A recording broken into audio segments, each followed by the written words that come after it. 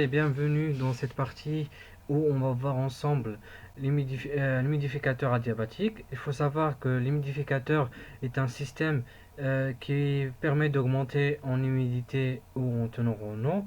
D'abord, dans cette vidéo, on va voir l'humidificateur adiabatique et après, dans la vidéo suivante, on va voir l'humidificateur vapeur. Alors, pour l'humidificateur adiabatique, on va travailler selon le plan suivant. Introduction. Pardon. Tac. Excusez-moi un instant. Alors, introduction. L'humidificateur adiabatique en calcul. On va voir du côté masse d'air. Masse d'eau, c'est celui-là qui nous intéresse le plus. Je vais mettre des points d'exclamation. Et du côté énergie thermique. Ensuite, on va voir son évolution dans un diagramme de l'air humide, son efficacité et la technologie de l'humidificateur adiabatique. Conclusion. Alors, c'est quoi un humidificateur adiabatique? D'abord, c'est un système qui permet d'augmenter notre air en humidité, qui va augmenter la teneur en eau de l'air traité. Il faut savoir que les conditions de confort des occupants, c'est toujours 20 degrés et 50% d'humidité. Des fois, dans des conditions un peu secs, ou dans des conditions un peu sèches où l'air est souvent sec, ce qu'on fait, c'est que par exemple sur une centrale de traitement d'air, l'air passe par une batterie chaude.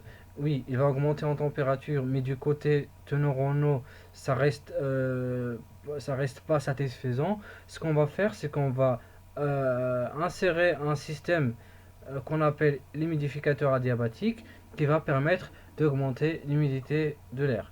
Alors, c'est quoi ce système-là? C'est d'abord l'air qui arrive dans un conduit aérolique qui passe par le système d'humidificateur adiabatique.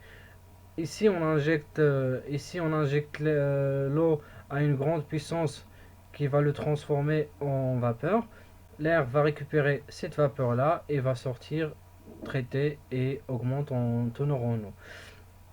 Ce qu'il faut savoir, c'est qu'il existe deux types d'humidificateurs. D'abord, l'humidificateur direct, c'est l'humidificateur central dans le bâtiment qui va permettre de faire que de l'humidité, de rajouter que de l'humidité dans tout le local. Ça veut dire qu'il est fait juste pour ça, il traite juste l'humidité du local. Ça peut être aussi un système, comme une batterie chaude ou froide.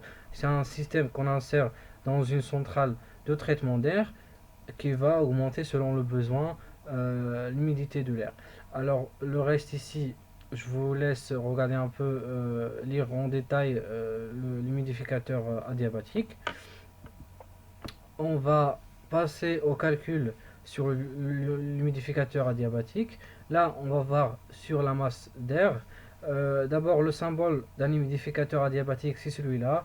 E le point S et E le point de sortie, le point d'entrée, S le point de sortie.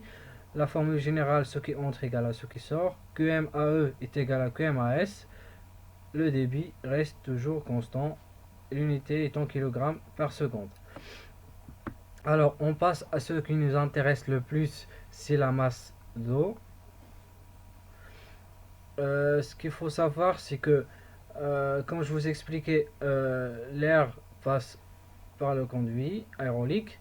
Nous, on injecte une quantité d'eau, ce qu'on appelle QM injecté.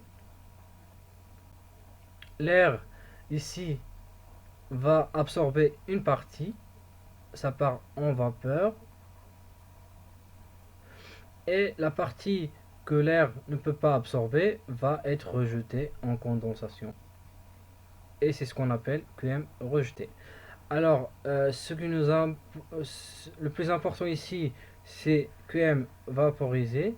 C'est avec ça, en fait, qu'on peut dimensionner un système d'humidificateur adiabatique. C'est cette valeur-là qui nous intéresse. Alors, la formule, c'est QMAS fois RE plus QM injecté. Alors, l'air initialement a un débit massique et une teneur en eau. On injecte de l'eau, ce qui fait qu'en sortie, l'air va augmenter en humidité ou en teneur en eau, et on a en plus l'eau rejetée par l'air.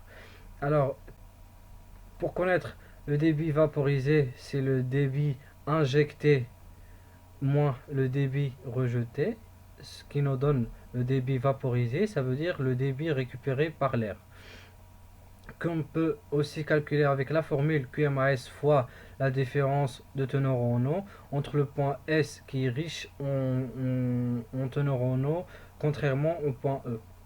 Ça veut dire là que RS est supérieur au point RE. Alors QM vaporisé est égal à QMAS fois la différence de teneur en eau. Le débit vaporisé est en grammes par seconde, le débit d'air sec en kilogrammes d'air sec par seconde, et la teneur en eau en grammes par kilogramme. Alors, une fois le débit de vaporisation, on le trouve, et après ça, on contacte le fournisseur pour trouver un humidificateur qui permet de nous fournir ce débit-là.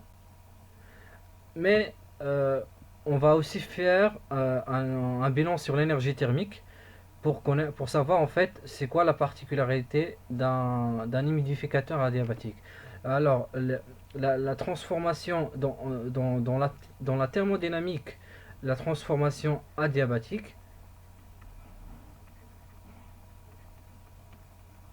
si vous avez déjà fait des cours de thermo, vous allez tout de suite savoir que c'est un changement de phase sans changement de chaleur. Ça veut dire que le système ne permet pas d'augmenter en chaleur. Elle intervient uniquement dans la quantité d'enthalpie, dans la quantité d'enthalpie ou l'humidité relative de l'air. Alors, juste pour avoir une idée sur le côté adiabatique du système, ça veut dire en fait, là en gros, ça veut dire en fait que l'air, quand il entre dans l'humidificateur adiabatique, il arrive avec une teneur en eau HE, et il sort avec la même teneur en eau, avec la même enthalpie HS, à peu près constante, on va dire. Alors, QMAS fois HE plus QM injecté fois CP fois θ. Ce qu'il faut savoir, c'est que CP, c'est la capacité calorifique.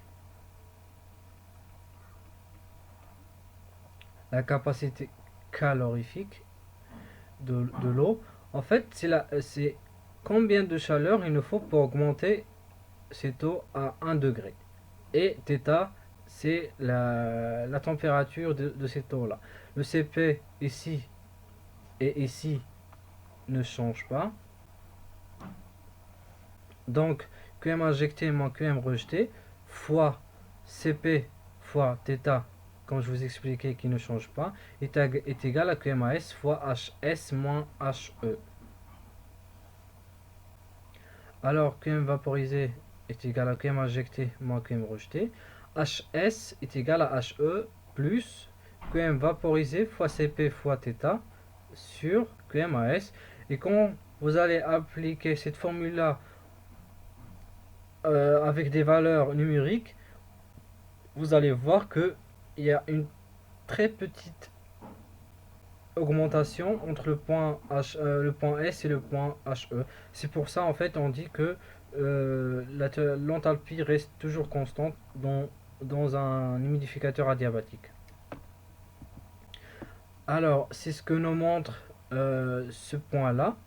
Alors la transformation adiabatique, c'est une transformation, une augmentation de teneur en eau sans changement de chaleur. Ça veut dire que ici l'enthalpie ne change pas. Là on a vu que on a augmenté en teneur en eau. On était à peu près 0,02, et là on est à 0,006.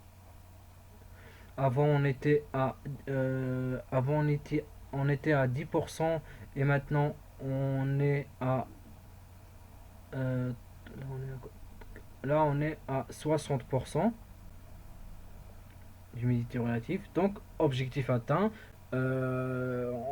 Initialement, on a juste voulu que notre air augmente en humidité sans que la chaleur, sans que la température augmente. Alors, le point FPT, c'est le max que l'air peut absorber. Et c'est avec ce FPT qu'on va calculer l'efficacité du système. Ça veut dire que l'objectif atteint, ça veut dire l'objectif qu'on a atteint, qu'on divise sur ce que réellement ou théoriquement l'air peut absorber en eau. Alors, l'efficacité, on la calcule de cette façon. E est égal à QM vaporisé, la quantité d'eau récupérée, qu'on divise sur la quantité max que l'air peut récupérer. On peut aussi l'efficacité, on peut aussi la trouver avec cette formule-là, QMAS fois la différence de teneur en eau entre le point E et le point S, qu'on divise sur le même débit fois la différence d'enthalpie, soit fois la différence de teneur en eau entre le point E et le point FPT. Ça veut dire, on peut aussi le calculer avec les distances à l'aide d'une règle. Ça veut dire que l'efficacité est égale à la distance ES, ça veut dire de là à là, quand on divise du point E au point FPT qui se trouve à peu près là.